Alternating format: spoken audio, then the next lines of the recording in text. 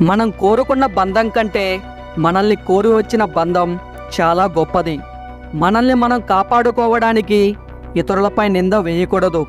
కాలానికి నిజాన్ని నిరూపించే శక్తి ఉంటుంది. అందరూ మన వాళ్ళే అనుకో, తప్పు లేదు.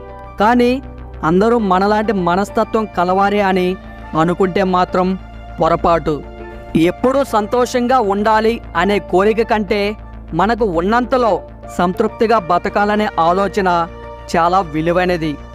గాయపరిచిన గతాన్ని, కలిసిరాని కాలాన్ని నిందిస్తూ కూర్చుంటే జీవితంలో కృంగిపోవడం తప్ప సాధించడం ఏమీ ఉండదు. అన్నింటినీ మర్చిపోయి ముందుకు సాగినప్పుడే మనం అనుకున్నది సాధించగలం. జీవితం ఒక పుస్తకం అయితే మొదటి పేజీ జననం, చివరి పేజీ మరణం. అవి రెండు మన చేతిలో లేవు. కానీ మధ్యలో అన్ని పేజీలన్నీ మనవే. మనం ఏం కావాలనుకుంటే అది చెయ్యొచ్చు. ఏది చెయ్యాలనేది మన చేతుల్లోనే ఉంటుంది. కోపం హద్దులు దాటుతున్నప్పుడు మాటలతో సమాధానాన్ని ఎప్పుడూ చెప్పకండి.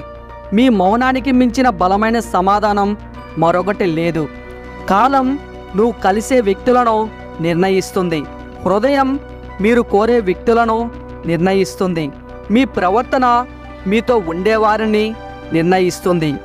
ఎదగాలంటే ఒదిగి ఉండడం నేర్చుకోవాలి. గెలవాలంటే ఓటమిని ఒప్పుకోవడం నేర్చుకోవాలి. సర్దుబాటు లేనిదే జీవితంలో ఏది సంపూర్ణం కాదు.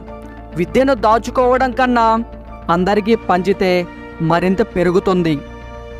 మీకు ఇందులో ఏ పాయింట్ నచ్చిందో తప్పకుండా కామెంట్ చేయండి. అలాగే ఈ వీడియో మీకు నచ్చినట్లయితే మీ సపోర్ట్గా ఈ వీడియోకి జస్ట్ లైక్ చేయండి చాలు.